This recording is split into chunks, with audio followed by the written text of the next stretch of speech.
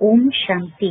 ಇಂದಿನ ಪರಮಾತ್ಮನ ಮಹಾವಾಕ್ಯ ಮುರುಳಿ ದಿನಾಂಕ 7/11/2025. ಬಾಪ್ತಾದ ಮಧುಬನ. ಮಧುರ ಮಕ್ಕಳೇ, ಈ ಸಂಗಮಯುಗ ಸರ್ವೋತ್ತಮರಾಗುವಂತಹ ಶುಭ ಸಮಯ ಆಗಿದೆ. ಏಕೆಂದರೆ ಈ ಸಮಯದಲ್ಲಿ ಪರಮಾತ್ಮ ತಂದೆ ನಿಮಗೆ ನರನಿಂದ ನಾರಾಯಣ ಆಗುವಂತಹ ಶಿಕ್ಷಣವನ್ನು ಕಲಿಸುತ್ತಾರೆ. ಇಂದಿನ ಪ್ರಶ್ನೆ ಆಗಿದೆ, ಮಕ್ಕಳಾದ ನಿಮ್ಮ ಬಳಿ ಅಂತಹ ಯಾವೊಂದು ಜ್ಞಾನ ಇದೆ? ಆ ಜ್ಞಾನದ ಕಾರಣ ಎಂತಹ ಪರಿಸ್ಥಿತಿಯಲ್ಲೂ ನೀವು ಅಳಲು ಸಾಧ್ಯ ಇಲ್ಲ. ಉತ್ತರ: ಮಕ್ಕಳಾದ ನಿಮ್ಮ ಬಳಿ ಮಾಡಲ್ಪಟ್ಟಂತಹ ಈ ನಾಟಕದ ಜ್ಞಾನ ಇದೆ.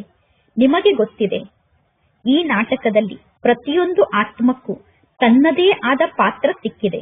ಪರಮಾತ್ಮ ತಂದೆ ನಮಗೆ ಸುಖದ ಆಸ್ತಿಯನ್ನು ನೀಡುತ್ತಿದ್ದಾರೆ. ಅಂದ ಮೇಲೆ ಪುನಃ ನಾವು ಹೇಗೆ ಅಳಲು ಸಾಧ್ಯ? ಪರಮಾತ್ಮ ತಂದೆಯ ಮೂಲಕ ಸುಖದ ಆಸ್ತಿ ಸಿಗುತ್ತಿದೆ ಅಂದ ಮೇಲೆ ನಾವೀಗ ಅಳಲು ಸಾಧ್ಯ ಇಲ್ಲ.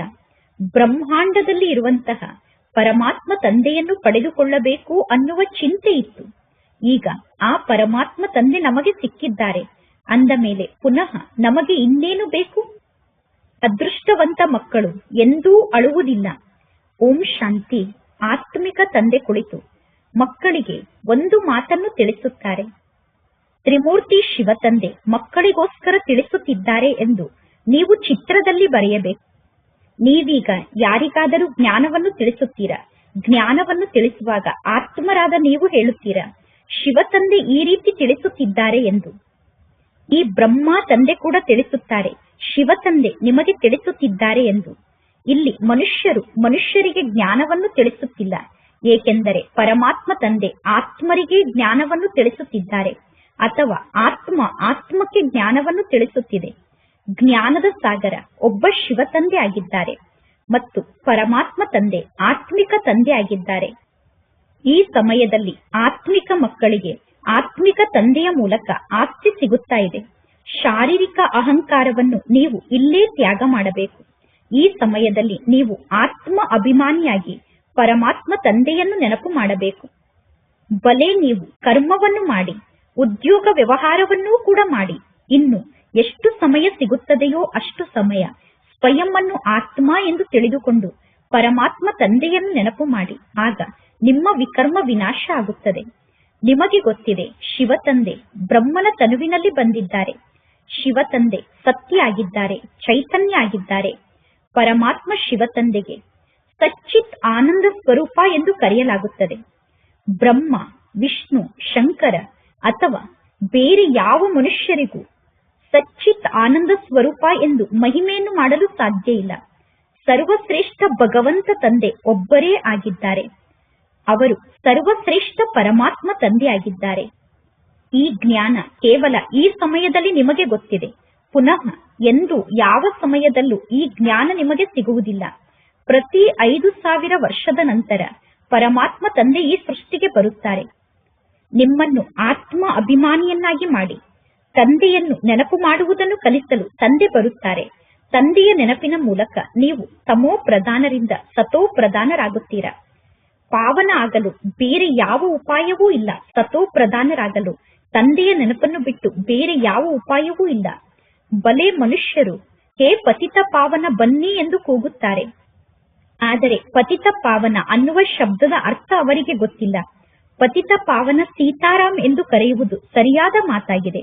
ನೀವೆಲ್ಲರೂ ಸೀತೆಯರಾಗಿದ್ದೀರಾ ಅಥವಾ ಭಕ್ತರಾಗಿದ್ದೀರಾ. ಆ ಒಬ್ಬ ಪರಮಾತ್ಮ ತಂದೆ ರಾಮ ಅಂದರೆ ಭಗವಂತ ಆಗಿದ್ದಾರೆ. ಭಕ್ತರಾದ ನಿಮಗೆ ಪರಮಾತ್ಮ ತಂದೆಯ ಮೂಲಕ ಫಲ ಪ್ರಾಪ್ತಿಯಾಗಬೇಕು. ಭಕ್ತರಿಗೆ ಭಗವಂತ ತಂದೆಯ ಮೂಲಕ ಫಲ ಪ್ರಾಪ್ತಿಯಾಗಬೇಕು. ಮುಕ್ತಿ ಅಥವಾ ಜೀವನ್ ಮುಕ್ತಿ ಅನ್ನುವಂಥದ್ದು ತಂದೆ ನೀಡುವ ಫಲ ಆಗಿದೆ. ಮುಕ್ತಿ ಮತ್ತು ಜೀವನ್ ಮುಕ್ತಿಯ ದಾತ ಕೇವಲ ಒಬ್ಬ ಪರಮಾತ್ಮ ತಂದೆ ಆಗಿದ್ದಾರೆ. ನಾಟಕದಲ್ಲಿ ಸರ್ವಶ್ರೇಷ್ಠ ಪಾತ್ರಧಾರಿಗಳೂ ಕೂಡ ಇರುತ್ತಾರೆ ಮತ್ತು ಕನಿಷ್ಠ ಪಾತ್ರವನ್ನು ಮಾಡುವಂತವರೂ ಕೂಡ ಇರುತ್ತಾರೆ. ಇದು ಬೇಹದ್ದಿನ ನಾಟಕ ಆಗಿದೆ. ಈ ನಾಟಕವನ್ನು ಬೇರೆ ಯಾರೂ ಅರ್ಥ ಮಾಡಿಕೊಳ್ಳಲು ಸಾಧ್ಯ ಇಲ್ಲ. ಈ ಸಮಯದಲ್ಲಿ ನೀವು ತಮೋ ಪ್ರಧಾನರಿಂದ ಸತೋ ಪ್ರಧಾನರಾಗುತ್ತಿದ್ದೀರಾ. ಕನಿಷ್ಠರಿಂದ ಪುರುಷೋತ್ತಮರಾಗುತ್ತಿದ್ದೀರಾ. ಸತೋ ಪ್ರಧಾನರಿಗೆ ಪುರುಷೋತ್ತಮರು ಎಂದು ಕರೆಯಲಾಗುತ್ತದೆ. ಈ ಸಮಯದಲ್ಲಿ ನಿಮಗೆ ಪುರುಷೋತ್ತಮರು ಎಂದು ಕರೆಯುವುದಿಲ್ಲ. ಪರಮಾತ್ಮ ತಂದೆ ನಿಮ್ಮನ್ನು ಪುರುಷೋತ್ತಮರನ್ನಾಗಿ ಮಾಡುತ್ತಾರೆ. ಈ ನಾಟಕದ ಚಕ್ರ ಹೇಗೆ ತಿರುಗುತ್ತಿರುತ್ತದೆ ಅನ್ನುವುದು ಯಾರಿಗೂ ಗೊತ್ತಿಲ್ಲ. ಕಲಿಯುಗ, ಸಂಗಮಯುಗ, ನಂತರ ಪುನಃ ಸತ್ಯುಗ ಬರುತ್ತದೆ. ಹಳೆಯ ಜಗತ್ತು ಹೇಗೆ ಹೊಸ ಜಗತ್ತಾಗುತ್ತದೆ? ಹಳೆಯ ಜಗತ್ತನ್ನು ಯಾರು ಹೊಸ ಜಗತ್ತನ್ನಾಗಿ ಮಾಡುತ್ತಾರೆ? ಪರಮಾತ್ಮ ತಂದೆಯನ್ನು ಬಿಟ್ಟು ಬೇರೆ ಯಾರು ಹೊಸ ಜಗತ್ತನ್ನು ನಿರ್ಮಾಣ ಮಾಡಲು ಸಾಧ್ಯ ಇಲ್ಲ. ಪರಮಾತ್ಮ ತಂದೆ ಸಂಗಮ ಯುಗದಲ್ಲಿ ಬಂದು ನಮಗೆ ಜ್ಞಾನದ ಶಿಕ್ಷಣವನ್ನು ಕಲಿಸುತ್ತಾರೆ. ಪರಮಾತ್ಮ ತಂದೆ ಸತ್ಯಯುಗದಲ್ಲಿ ಬರುವುದಿಲ್ಲ. ಪರಮಾತ್ಮ ತಂದೆ ಕಲಿಯುಗದಲ್ಲೂ ಕೂಡ ಬರುವುದಿಲ್ಲ. ಪರಮಾತ್ಮ ತಂದೆ ತಿಳಿಸುತ್ತಾರೆ, ಸಂಗಮ ಯುಗದಲ್ಲೇ ನನ್ನ ಪಾತ್ರ ಇದೆ. ಆದ್ದರಿಂದ ಈ ಸಂಗಮ ಯುಗಕ್ಕೆ ಕಲ್ಯಾಣಕಾರಿ ಯುಗ ಎಂದು ಕರೆಯಲಾಗುತ್ತದೆ. ಇದು ಶುಭ ಯುಗ ಆಗಿದೆ, ಅಂದರೆ ಅಸ್ಪೀಷಿಯಸ್ ಯುಗ ಆಗಿದೆ. ಸರ್ವಶ್ರೇಷ್ಠ ಶುಭ ಸಮಯ ಸಂಗಮ ಯುಗದ ಸಮಯ ಆಗಿದೆ. ಏಕೆಂದರೆ ಈ ಸಮಯದಲ್ಲಿ ಪರಮಾತ್ಮ ತಂದೆ ಬಂದು ಮಕ್ಕಳಾದ ನಿಮ್ಮನ್ನು ನರನಿಂದ ನಾರಾಯಣನನ್ನಾಗಿ ಮಾಡುತ್ತಾರೆ. ಮನುಷ್ಯರಂತೂ ಮನುಷ್ಯರೇ ಆಗಿದ್ದಾರೆ, ಆದರೆ ಮನುಷ್ಯರು ದೈವಿ ಗುಣವುಳ್ಳವರಾಗುತ್ತಾರೆ. ಆದ್ದರಿಂದ ಸತ್ಯುಗದಲ್ಲಿರುವಂತಹ ಧರ್ಮಕ್ಕೆ ಆದಿ ಸನಾತನ ದೇವಿ ದೇವತಾ ಧರ್ಮ ಎಂದು ಕರೆಯಲಾಗುತ್ತದೆ. ಪರಮಾತ್ಮ ತಂದೆ ತಿಳಿಸುತ್ತಾರೆ, ನಾನೀಗ ಈ ದೇವಿ ದೇವತಾ ಧರ್ಮವನ್ನು ಸ್ಥಾಪನೆ ಮಾಡುತ್ತೇನೆ. ದೇವತಾ ಧರ್ಮದಲ್ಲಿ ಬರುವುದಕ್ಕೋಸ್ಕರ ನೀವು ಅವಶ್ಯವಾಗಿ ಪವಿತ್ರರಾಗಬೇಕು. ಪತಿತ ಪಾವನ ಒಬ್ಬ ಪರಮಾತ್ಮ ತಂದೆ ಆಗಿದ್ದಾರೆ. ಉಳಿದವರೆಲ್ಲ ವಧುಗಳಾಗಿದ್ದಾರೆ, ಅಂದರೆ ಭಕ್ತರಾಗಿದ್ದಾರೆ. ಪತಿತ ಪಾವನ ಸೀತಾರಾಮ್ ಎಂದು ಕರೆಯುವುದು ಸರಿಯಾದ ಮಾತಾಗಿದೆ. ಆದರೆ ಪತಿತ ಪಾವನ ಸೀತಾರಾಮ್ ಅನ್ನುವ ಶಬ್ದದ ಜೊತೆಗೆ ರಘುಪತಿ ರಾಘವ ರಾಜಾರಾಮ್ ಎಂದು ಹೇಳಿದರೆ ಅದು ತಪ್ಪಾಗಿ ಬಿಡುತ್ತದೆ. ಮನುಷ್ಯರು ಅರ್ಥವನ್ನು ತಿಳಿದುಕೊಳ್ಳದೆ ಅವರ ಮನಸ್ಸಿನಲ್ಲಿ ಯಾವ ವಿಚಾರ ಬರುತ್ತದೆಯೋ ಅದನ್ನು ಹೇಳುತ್ತಿರುತ್ತಾರೆ. ಪತಿತ ಪಾವನ ಸೀತಾರಾಮ್ ಎಂದು ಕಂಟಿನ್ಯೂಸ್ ಆಗಿ ಹಾಡುತ್ತಿರುತ್ತಾರೆ. ಈಗ ನಿಮಗೆ ಗೊತ್ತಿದೆ, ಚಂದ್ರವಂಶಿ ಧರ್ಮ ಕೂಡ ಈಗ ಸ್ಥಾಪನೆ ಆಗುತ್ತಾ ಇದೆ. ಪರಮಾತ್ಮ ತಂದೆ ಬಂದು ಬ್ರಾಹ್ಮಣ ಕುಲವನ್ನು ಸ್ಥಾಪನೆ ಮಾಡುತ್ತಾರೆ. ಈ ಬ್ರಾಹ್ಮಣ ಕುಲಕ್ಕೆ ಮನೆತನ ಎಂದು ಕರೆಯುವುದಿಲ್ಲ. ಬ್ರಾಹ್ಮಣರ ರಾಜ್ಯ ಇರುವುದಿಲ್ಲ. ಇದು ಒಂದು ಪರಿವಾರ ಆಗಿದೆ. ಪಾಂಡವರ ಬಳಿ ಕೂಡ ರಾಜ್ಯ ಇರಲಿಲ್ಲ, ಕೌರವರ ರಾಜ್ಯ ಕೂಡ ಇರಲಿಲ್ಲ. ಯಾರೆಲ್ಲ ಭಗವದ್ಗೀತೆಯನ್ನು ಓದಿದ್ದಾರೋ ಅವರು ಈ ಎಲ್ಲಾ ಜ್ಞಾನದ ಮಾತನ್ನು ಬೇಗ ಅರ್ಥ ಮಾಡಿಕೊಳ್ಳುತ್ತಾರೆ. ಯಾರು ಭಗವದ್ಗೀತೆಯನ್ನು ಓದಿದ್ದಾರೋ ಈ ಎಲ್ಲಾ ಜ್ಞಾನದ ಮಾತು ಅವರಿಗೆ ಬೇಗ ಅರ್ಥ ಆಗುತ್ತದೆ. ಇದು ಅದೇ ಭಗವದ್ಗೀತೆಯಾಗಿದೆ. ಇಲ್ಲಿ ಆ ಗೀತಾ ಜ್ಞಾನವನ್ನು ಯಾರು ತಿಳಿಸುತ್ತಿದ್ದಾರೆ? ಭಗವಂತ ತಂದೆ ಗೀತಾ ಜ್ಞಾನವನ್ನು ತಿಳಿಸುತ್ತಿದ್ದಾರೆ. ಮಕ್ಕಳಾದ ನೀವು ಮೊಟ್ಟ ಮೊದಲು ಗೀತೆಯ ಭಗವಂತ ಯಾರಾಗಿದ್ದಾರೆ ಅನ್ನುವುದನ್ನು ತಿಳಿಸಬೇಕು. ಜಗತ್ತಿನ ಜನ ಹೇಳುತ್ತಾರೆ, ಗೀತೆಯ ಭಗವಂತ ಶ್ರೀಕೃಷ್ಣ ಆಗಿದ್ದಾರೆ. ಗೀತೆಯಲ್ಲಿ ಶ್ರೀಕೃಷ್ಣ ಭಗವಾನ್ ವಾಚಿದೆ ಎಂದು. ಶ್ರೀಕೃಷ್ಣ ಅಂತೂ ಸತ್ಯಯುಗದಲ್ಲಿ ಇರುತ್ತಾರೆ. ಶ್ರೀಕೃಷ್ಣನ ತನುವಿನಲ್ಲಿ ಯಾವ ಆತ್ಮ ಇದೆಯೋ ಆ ಆತ್ಮ ಅಂತೂ ಅವಿನಾಶಿಯಾಗಿದೆ. ಶರೀರದ ಹೆಸರು ಬದಲಾಗುತ್ತಿರುತ್ತದೆ, ಆತ್ಮದ ಹೆಸರು ಎಂದೂ ಬದಲಾಗುವುದಿಲ್ಲ. ಶ್ರೀಕೃಷ್ಣನ ಆತ್ಮ ಶ್ರೀಕೃಷ್ಣನ ಶರೀರದಲ್ಲಿ ಸತ್ಯಯುಗದಲ್ಲಿ ಮಾತ್ರ ಇರುತ್ತಾರೆ. ನಂಬರ್ 1 ನಲ್ಲಿ ಶ್ರೀಕೃಷ್ಣ ಬರುತ್ತಾರೆ. ಸತ್ಯಯುಗದಲ್ಲಿ ಶ್ರೀಕೃಷ್ಣ ನಂಬರ್ 1 ನಲ್ಲಿ ಇರುತ್ತಾರೆ. ಮೊದಲು ನಂಬರ್ 1 ಲಕ್ಷ್ಮೀನಾರಾಯಣರು ಇರುತ್ತಾರೆ, ನಂತರ ಸೆಕೆಂಡ್ ನಂಬರ್ನ ಲಕ್ಷ್ಮೀನಾರಾಯಣರು, ನಂತರ ಥರ್ಡ್ ನಂಬರ್ನ ಲಕ್ಷ್ಮೀನಾರಾಯಣರು. ಅಂದ ಮೇಲೆ ಸೆಕೆಂಡ್ ನಂಬರ್ ಅಥವಾ ಥರ್ಡ್ ನಂಬರ್ ನಲ್ಲಿ ಬರುವಂತಹ ಲಕ್ಷ್ಮೀನಾರಾಯಣರ ಮಾರ್ಕ್ಸ್ ಕಡಿಮೆ ಆಗಿರಬೇಕು ತಾನೆ. ಈಗ ಮಾಲೆ ತಯಾರಾಗುತ್ತಿದೆ. ಪರಮಾತ್ಮ ತಂದೆ ತಿಳಿಸಿದ್ದಾರೆ, ರುಂಡ ಮಾಲೆ ಕೂಡ ಇರುತ್ತದೆ, ರುದ್ರ ಮಾಲೆ ಕೂಡ ಇರುತ್ತದೆ. ವಿಷ್ಣುವಿನ ಕೊರಳಿನಲ್ಲಿ ರುಂಡ ಮಾಲೆಯನ್ನು ತೋರಿಸುತ್ತಾರೆ. ಮಕ್ಕಳಾದ ನೀವು ನಂಬರ್ ವಾರಾಗಿ ವಿಷ್ಣುಪುರಿಗೆ ಮಾಲೀಕರಾಗುತ್ತೀರಾ. ಅಂದ ಮೇಲೆ ವಿಷ್ಣುವಿನ ಕೊರಳಿನ ಹಾರ ನೀವೀಗ ಆಗುತ್ತೀರಾ. ಮೊಟ್ಟ ಮೊದಲು ನೀವು ಶಿವ ತಂದೆಯ ಕೊರಳಿನ ಹಾರದ ಮಣಿ ಆಗುತ್ತೀರಾ. ಅದಕ್ಕೆ ರುದ್ರ ಮಾಲೆ ಎಂದು ಕರೆಯಲಾಗುತ್ತದೆ. ಆ ರುದ್ರ ಮಾಲೆಯನ್ನು ಜಪ ಮಾಡುತ್ತಾರೆ. ಎಂದು ಮಾಲೆಯ ಪೂಜೆಯನ್ನು ಮಾಡುವುದಿಲ್ಲ, ಮಾಲೆಯ ಸ್ಮರಣೆಯನ್ನು ಮಾಡುತ್ತಾರೆ. ಯಾರು ವಿಷ್ಣುಪುರಿಯ ರಾಜ್ಯದಲ್ಲಿ ನಂಬರ್ ವಾರಾಗಿ ಬರುತ್ತಾರೋ ಅವರೇ ಮಾಲೆಯ ಮಣಿ ಆಗುತ್ತಾರೆ. ಮಾಲೆಯಲ್ಲಿ ಮೊಟ್ಟ ಮೊದಲು ಹೂವಿರುತ್ತದೆ, ನಂತರ 2 ದೊಡ್ಡ ಮಣಿಗಳಿರುತ್ತದೆ. ಹೂ ಅಂದರೆ ಶಿವತಂದೆ ಆಗಿದ್ದಾರೆ. 2 ದೊಡ್ಡ ಮಣಿಗಳು ಅಂದರೆ ಯುಗಲ್ ಮಣಿಗಳು, ಅಂದರೆ ಬ್ರಹ್ಮ ಸರಸ್ವತಿ ಆಗಿದ್ದಾರೆ. ಇದು ಪ್ರವೃತ್ತಿ ಮಾರ್ಗ ಆಗಿದೆ. ಬ್ರಹ್ಮ, ಸರಸ್ವತಿ ಮತ್ತು ಮಕ್ಕಳಾದ ನಿಮ್ಮ ಮೂಲಕ ಪ್ರವೃತ್ತಿ ಮಾರ್ಗ ಪ್ರಾರಂಭ ಆಗುತ್ತದೆ. ಇವರೇ ನಂತರ ದೇವತೆಗಳಾಗುತ್ತಾರೆ. ಲಕ್ಷ್ಮೀ ನಾರಾಯಣರು ಫಸ್ಟ್ ನಂಬರ್ನಲ್ಲಿ ಇದ್ದಾರೆ. ಮಾಲೆಯಲ್ಲಿ ಮೇಲೆ ಹೂವಾದಂತಹ ಶಿವತಂದೆ ಇದ್ದಾರೆ. ಮಾಲೆಯನ್ನು ಜಪ ಮಾಡುತ್ತಾ ಯಾವಾಗ ಅಂತ್ಯದಲ್ಲಿ ಹೂವು ಬರುತ್ತದೆಯೋ ಆ ಹೂವಿಗೆ ನಮಸ್ಕಾರವನ್ನು ಮಾಡುತ್ತಾರೆ. ಶಿವತಂದೆ ಹೂವಾಗಿದ್ದಾರೆ ಅಂದ ಮೇಲೆ ಶಿವತಂದೆ ಎಂದೂ ಪುನರ್ಜನ್ಮವನ್ನು ಪಡೆದುಕೊಳ್ಳುವುದಿಲ್ಲ. ಶಿವತಂದೆ ಬ್ರಹ್ಮನ ತನುವಿನಲ್ಲಿ ಪ್ರವೇಶವನ್ನು ಮಾಡುತ್ತಾರೆ. ಶಿವತಂದೆ ನಿಮಗೂ ಕೂಡ ಜ್ಞಾನವನ್ನು ತಿಳಿಸುತ್ತಾರೆ. ಬ್ರಹ್ಮನ ತನುವಿನಲ್ಲಿ ಬ್ರಹ್ಮನ ಆತ್ಮ ಕೂಡ ಇದೆ. ಬ್ರಹ್ಮ ತಂದೆಯ ಆತ್ಮ ಕೂಡ ತಮ್ಮ ಶರೀರದ ನಿರ್ವಹಣೆಯನ್ನು ಮಾಡಿಕೊಳ್ಳುತ್ತದೆ. ಶಿವತಂದೆಯ ಕೆಲಸ ಆಗಿದೆ ಜ್ಞಾನವನ್ನು ನೀಡುವುದು. ಹೇಗೆ ಯಾರದ್ದಾದರೂ ಪತ್ನಿ ಸತ್ತಾಗ ಅಥವಾ ಯಾರದ್ದಾದರೂ ತಂದೆ ಸತ್ತಾಗ ಅವರ ಆತ್ಮವನ್ನು ಬ್ರಾಹ್ಮಣರ ತನುವಿನಲ್ಲಿ ಕರೆಸುತ್ತಾರೆ. ಹಿಂದಿನ ಕಾಲದಲ್ಲಿ ಆ ಆತ್ಮರು ಬರುತ್ತಿದ್ದರು. ವರ್ತಮಾನ ಸಮಯದಲ್ಲಿ ಆ ಆತ್ಮರೇನು ಪುನರ್ಜನ್ಮವನ್ನು ಪಡೆದುಕೊಂಡಿದ್ದಾರೋ ಆ ಹೊಸ ಶರೀರವನ್ನು ಬಿಟ್ಟು ಪುನಃ ಬ್ರಾಹ್ಮಣರ ತನುವಿನಲ್ಲಿ ಆ ಆತ್ಮರು ಬರುವುದಿಲ್ಲ. ನಾಟಕದಲ್ಲಿ ಮೊದಲೇ ಈ ರೀತಿ ಫಿಕ್ಸ್ ಆಗಿದೆ. ಇದೆಲ್ಲ ಭಕ್ತಿ ಮಾರ್ಗ ಆಗಿದೆ. ಆತ್ಮ ಅಂತೂ ಹೊರಟು ಹೋಯಿತು ತಾನೆ. ಶರೀರವನ್ನು ತ್ಯಾಗ ಮಾಡಿ ಹೋದಂತಹ ಆತ್ಮ ಹೋಗಿ ಇನ್ನೊಂದು ಶರೀರವನ್ನು ಧಾರಣೆ ಮಾಡಿಕೊಳ್ಳುತ್ತದೆ. ಈಗ ಮಕ್ಕಳಾದ ನಿಮಗೆ ಸಂಪೂರ್ಣ ಜ್ಞಾನ ಪ್ರಾಪ್ತಿಯಾಗುತ್ತಾ ಇದೆ. ಆದ್ದರಿಂದ ಯಾರಾದರೂ ಸತ್ತರೂ ಕೂಡ ನೀವು ಸತ್ತಂತಹ ವ್ಯಕ್ತಿಯ ಬಗ್ಗೆ ಚಿಂತೆಯನ್ನು ಮಾಡಬಾರದು. ನಿಮ್ಮ ತಾಯಿಯೇ ಸತ್ತರೂ ಕೂಡ ಹಲ್ವಾ ತಿನ್ನಬೇಕು. ತಾಯಿಯೇ ಸತ್ತರೂ ಕೂಡ ಹಲ್ವಾ ತಿನ್ನಂತೆ ಇರಬೇಕು ಅಂದರೆ ಬಹಳಷ್ಟು ಶಾಂತವಾಗಿ ಇರಬೇಕು. ಹೇಗೆ ಶಾಂತ ಸಹೋದರಿ ತಮ್ಮ ತಾಯಿ ಸತ್ತರೂ ಕೂಡ ಅಲ್ಲಿಗೆ ಹೋಗಿ ನೀವೆಲ್ಲರೂ ಏಕೆ ಅಳುತ್ತಿದ್ದೀರಾ ಎಂದು ಎಲ್ಲರಿಗೂ ಜ್ಞಾನವನ್ನು ತಿಳಿಸಿದರು. ಅವರು ಅಳಲಿಲ್ಲ. ಏಕೆಂದರೆ ಅವರು ತಿಳಿಸಿದರು, ನಮ್ಮ ತಾಯಿಯ ಆತ್ಮ ಹೋಗಿ ಇನ್ನೊಂದು ಶರೀರವನ್ನು ಧಾರಣೆ ಮಾಡಿಕೊಂಡಿದೆ.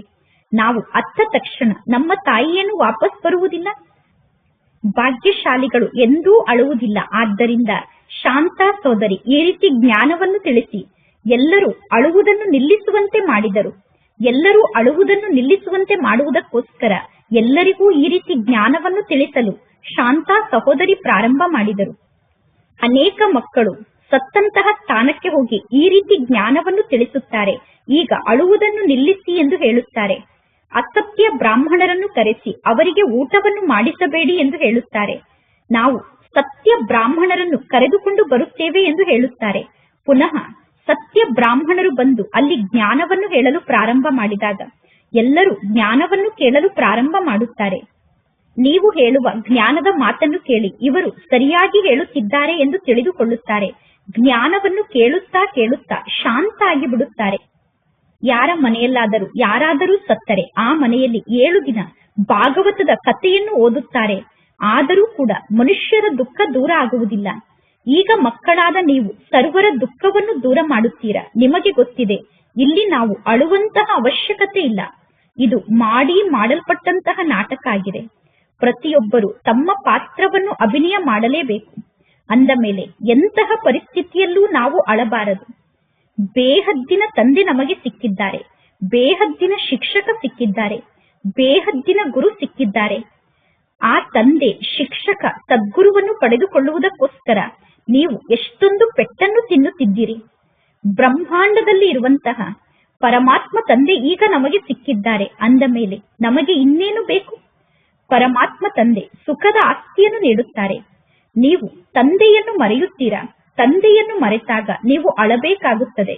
ನೀವು ತಂದೆಯನ್ನು ನೆನಪು ಮಾಡುತ್ತಿದ್ದರೆ ನಿಮಗೆ ಖುಷಿ ಇರುತ್ತದೆ. ಅಹೋ, ನಾನು ವಿಶ್ವಕ್ಕೆ ಮಾಲೀಕ ಆಗುತ್ತೇನೆ ಅನ್ನುವ ಖುಷಿ ನಿಮಗೆ ಇರುತ್ತದೆ.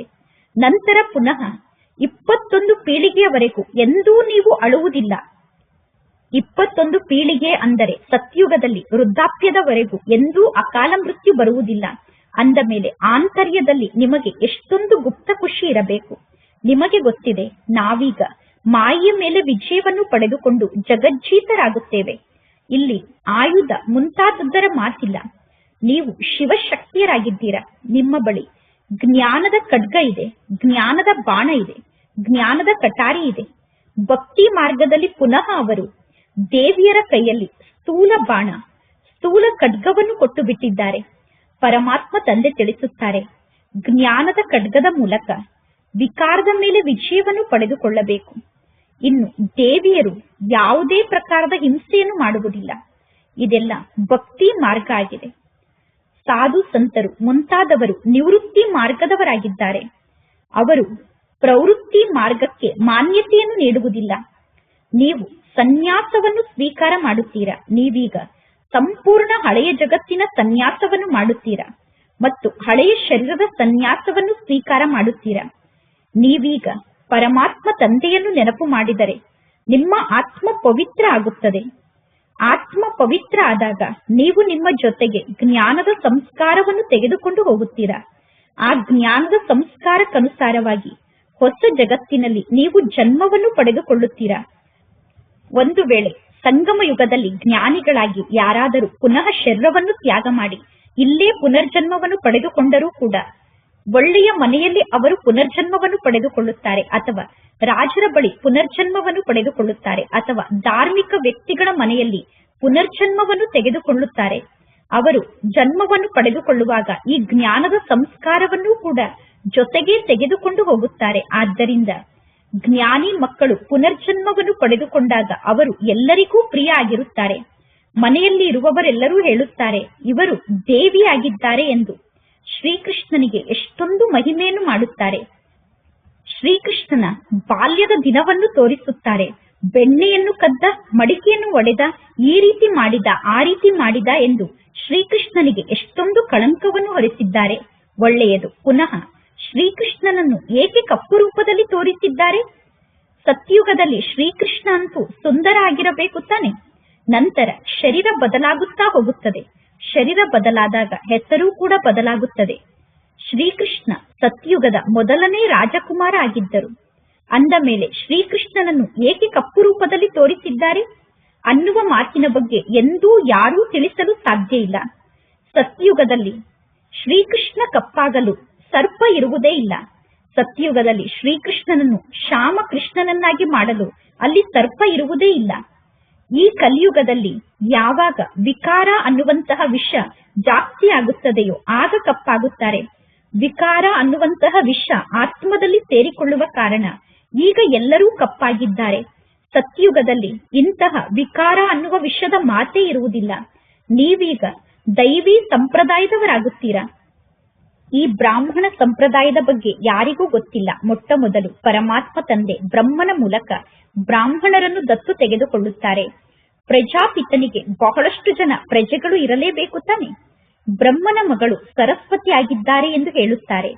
ಸರಸ್ವತಿ ಬ್ರಹ್ಮನ ಪತ್ನಿಯಲ್ಲ. ಸರಸ್ವತಿ ಬ್ರಹ್ಮನಿಗೆ ಮಗಳಾಗಿದ್ದಾರೆ ಅನ್ನುವುದೂ ಕೂಡ ಯಾರಿಗೂ ಗೊತ್ತಿಲ್ಲ.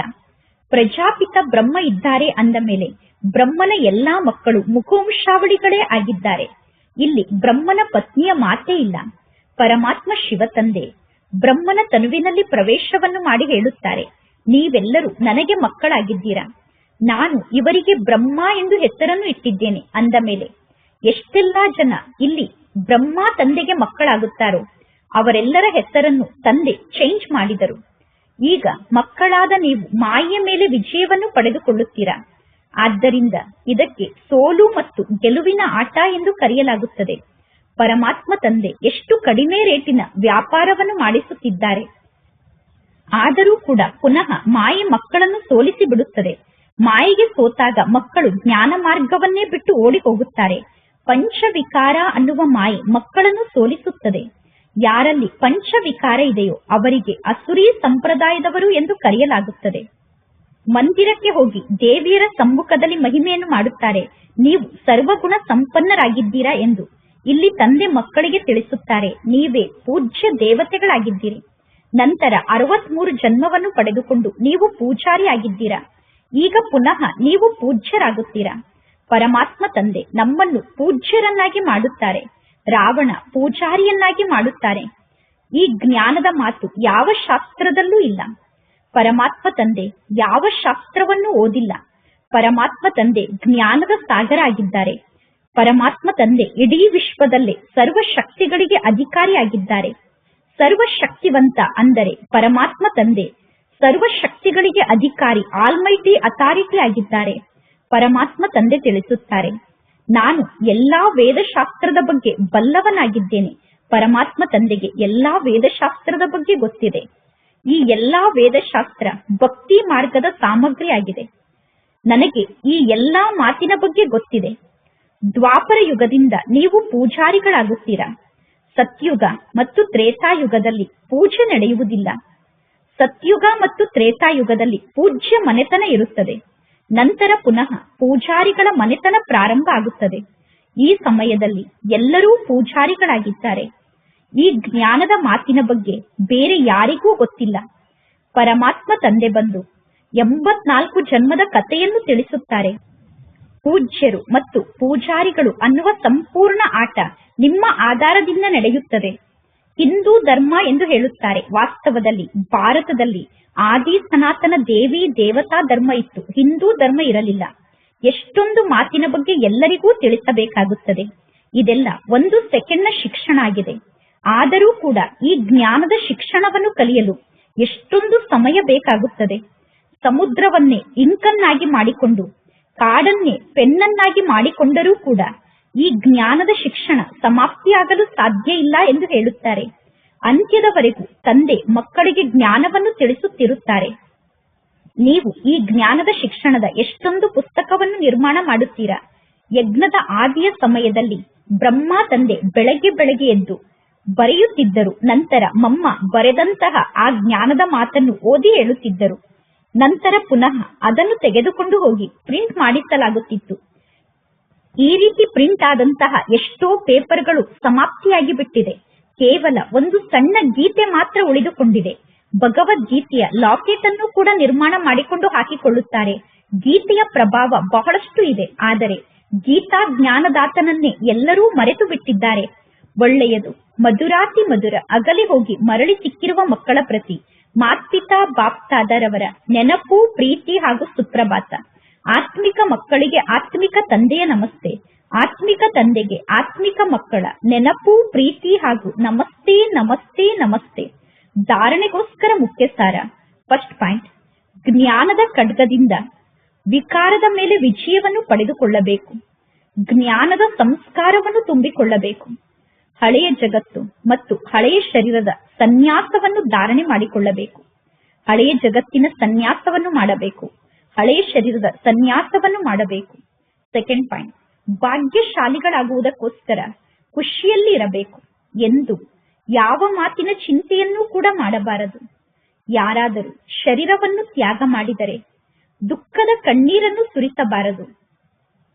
ಇಂದಿನ ವರದಾನ ಆಗಿದೆ. ನಿಯಂತ್ರಣಾ ಶಕ್ತಿಯ ಮೂಲಕ 1 ಸೆಕೆಂಡ್ನ ಪೇಪರ್ನಲ್ಲಿ ಪಾಸ್ ಆಗುವಂತಹ ಪಾಸ್ ವಿತ್ ಆನರ್ ಆಗಿ ಈಗೀಗ ಶರೀರದಲ್ಲಿ ಬರಬೇಕು ಮತ್ತು ಈಗೀಗ ಶರೀರದಿಂದ ಭಿನ್ನಾಗಿ ಅವ್ಯಕ್ತ ಸ್ಥಿತಿಯಲ್ಲಿ ಸ್ಥಿತ ಆಗಿ ಬಿಡಬೇಕು. ಎಷ್ಟು ಜಾಸ್ತಿ ಗಲಾಟೆ ನಡೆಯುತ್ತಿರುತ್ತದೆಯೋ ಆ ಗಲಾಟೆಯ ಸಮಯದಲ್ಲಿ ಅಷ್ಟು ಸ್ವಯಂನ ಸ್ಥಿತಿ ಅತೀ ಶಾಂತವಾಗಿ ಇರಬೇಕು. ಅದಕ್ಕೋಸ್ಕರ ಸಂಕ್ಷಿಪ್ತಗೊಳಿಸಿಕೊಳ್ಳುವಂತಹ ಶಕ್ತಿ ನಿಮ್ಮಲ್ಲಿ ಇರಬೇಕು. 1 ಸೆಕೆಂಡ್ನಲ್ಲಿ ವಿಸ್ತಾರವನ್ನು ಸಾರದಲ್ಲಿ ತರಬೇಕು ಮತ್ತು ಸೆಕೆಂಡ್ನಲ್ಲಿ ಸಾರದಿಂದ ವಿಸ್ತಾರದಲ್ಲಿ ಬರಬೇಕು. ಇಂತಹ ನಿಯಂತ್ರಣಾ ಶಕ್ತಿ ಉಳ್ಳಂತಹ ಆತ್ಮರೇ ವಿಶ್ವವನ್ನು ನಿಯಂತ್ರಣ ಮಾಡಲು ಸಾಧ್ಯ. ಮತ್ತು ಇದೇ ಅಭ್ಯಾಸವೇ ಅಂತಿಮ 1 ಸೆಕೆಂಡ್ನ ಪೇಪರ್ನಲ್ಲಿ ನಮ್ಮನ್ನು ಪಾಸ್ ವಿತ್ ಆನರ್ ಅನ್ನಾಗಿ ಮಾಡುತ್ತದೆ. ಇಂದಿನ ಶ್ಲೋಗನ್ ಆಗಿದೆ. ವಾನಪ್ರಸ್ಥ ಸ್ಥಿತಿಯ ಅನುಭವವನ್ನು ಮಾಡಿ ಮತ್ತು ಅನ್ಯರಿಗೂ ಅನುಭವವನ್ನು ಮಾಡಿಸಿ. ಆಗ ಬಾಲ್ಯದ ಆಟ ಸಮಾಪ್ತಿಯಾಗುತ್ತದೆ. ಇಂದಿನ ಅವ್ಯಕ್ತ ಸೂಚನೆಯಾಗಿದೆ. ಅಶರೀರಿ ಸ್ಥಿತಿ ಅಥವಾ ವಿದೇಹಿ ಸ್ಥಿತಿಯ ಅಭ್ಯಾಸವನ್ನು ವೃದ್ಧಿ ಮಾಡಿಕೊಳ್ಳಿ. ವಿದೇಹಿ ಆಗುವ ಮಾತಿನಲ್ಲಿ ಅರ್ಜುನ ಆಗಿ. ಅರ್ಜುನನ ವಿಶೇಷತೆ ಅಂದರೆ ಅರ್ಜುನ ಸದಾ ಬಿಂದು ಸ್ವರೂಪದ ಸ್ಮೃತಿಯಲ್ಲಿ ಸ್ಥಿತಾಗಿ ವಿಜಯಿಯಾದರು. ಮತ್ತು ನಷ್ಟ ಮೋಹ ಸ್ಮೃತಿ ಸ್ವರೂಪ ಆಗುವ ಮಾತಿನಲ್ಲೂ ಕೂಡ ಅರ್ಜುನ ಆಗಿ ಸದಾ ಗೀತಾ ಜ್ಞಾನವನ್ನು ಕೇಳುವಂತಹ ಮತ್ತು ಜ್ಞಾನದ ಬಗ್ಗೆ ಮನನವನ್ನು ಮಾಡುವಂತಹ ಅರ್ಜುನ ಆಗಿ. ಈಗ ಎಂತಹ ವಿದೇಹಿಗಳಾಗಬೇಕು ಅಂದರೆ ಬದುಕಿರುವಾಗಲೇ ನಾನು ಸತ್ತಿದ್ದೇನೆ ಎಂದು ತಿಳಿದುಕೊಳ್ಳಬೇಕು. ಬದುಕಿರುವಾಗಲೇ ಎಲ್ಲರೂ ಸತ್ತಿದ್ದಾರೆ ಎಂದು ತಿಳಿದುಕೊಳ್ಳಬೇಕು. ಇಂತಹ ಬೇಹದ್ದಿನ ವೈರಾಗ್ಯ ವೃತ್ತಿ ಉಳ್ಳಂತಹ ಅರ್ಜುನರಾಗಿ. ಒಳ್ಳೆಯದು. ಓಂ ಶಾಂತಿ.